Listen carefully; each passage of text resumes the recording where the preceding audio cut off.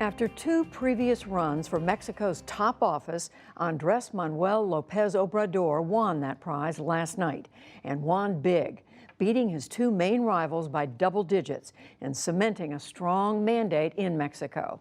AMLO, as he is known, received a congratulatory phone call today from President Trump. The two leaders discussed trade, migration, and security. Our correspondent Nick Schifrin has been in Mexico for the last 10 days, and he reports tonight from a country that has spoken up for change. On the streets of Mexico City, they celebrated a victory more than a decade in the making. Supporters of Mexico's president-elect Andrés Manuel López Obrador hugged strangers and stayed up late to mark his landslide victory and mandate to change the country. 39-year-old Diana Mercado and 36-year-old Daniel Castillas voted for López Obrador and against establishment politicians they consider corrupt. We've had many presidents who have misused the national budget, and now we want resources to be used properly, in favor of the people, not in favor of a few. In the city's central square, López Obrador, widely known by his initials AMLO, spoke to tens of thousands and promised to lift up the poor.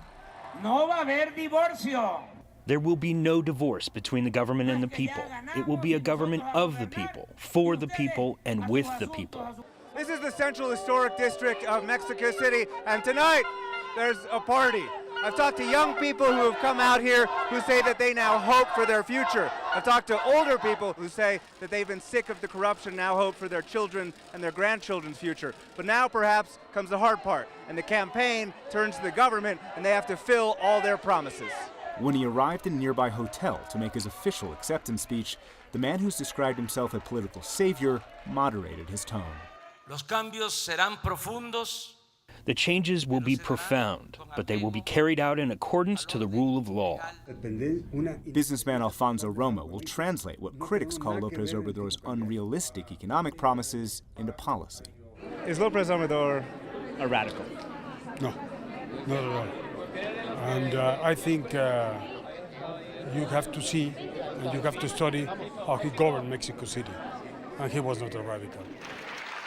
AMLO was Mexico City's mayor from 2000 to 2005, and even his critics admit he governed pragmatically. But more than 40% of Mexicans live below the poverty line, and AMLO has promised them jobs, pensions, and scholarships. The problems are vast, are enormous, but we have to be disciplined. And the important thing is to change the course of the vote and not trying to resolve everything in 1 year. It's impossible. Can you keep your promises and not raise taxes? Absolutely. That is a promise.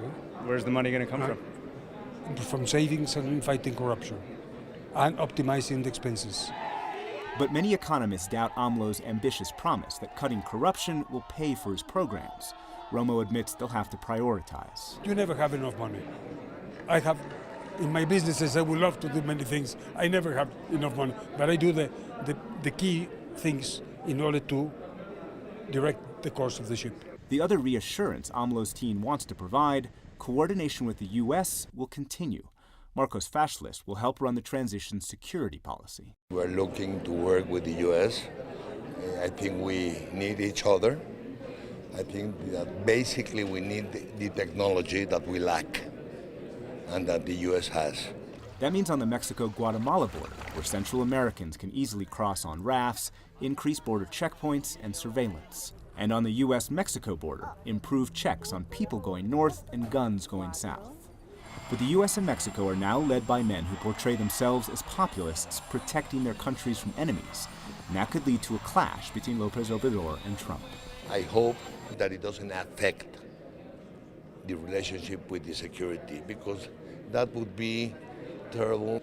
I think that in order to work 100% well in the security issue, things economically have to work out also.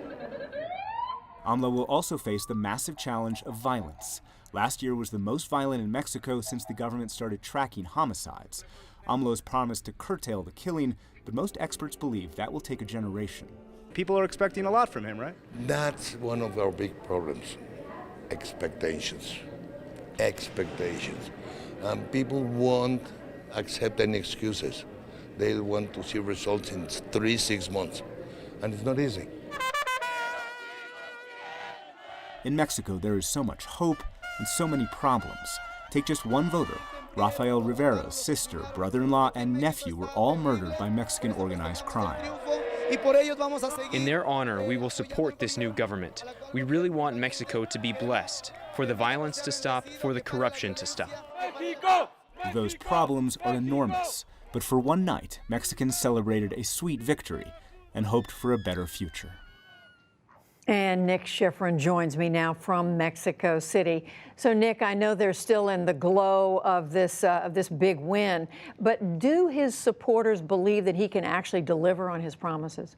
They're certainly hoping he can deliver, but they did not vote for him for the specifics of his promises. They voted for him because his predecessors and the current government have failed, and they're looking for new ideas. And that really goes to show that people are looking for change here. Now, how does he propose to fix some of the problems? In terms of corruption, he's talked about targeting a mafia in power, running an austere government, lowering senior officials' salaries. And in terms of violence, he's talked about low-level amnesty. But his promises, Judy, are vague, and that really shows that Mexicans are fed up and looking for new ideas rather than some of the old failed ideas of the past. But they have huge expectations, and as we just heard in that story, he will have to deliver very quickly. And as many populist politicians have discovered in the past, while winning may be relatively easy, governing is harder. Also, Nick, we know that there are critics out there saying this is a man with authoritarian tendencies. Is there going to be a check on the power that he has? In a word answer, no. He's going to control both houses of Congress, many governorships, and this is what one critic says: he has a Death Star. And we simply don't know whether he will use that power for good or for ill, but certainly after he takes power, there will be a lot of Mexicans, more than half this country, voted for him, watching to see what he does with that power. Nick Schifrin, wrapping up a week of great reporting in Mexico. Thank you, Nick. Thanks, Judy.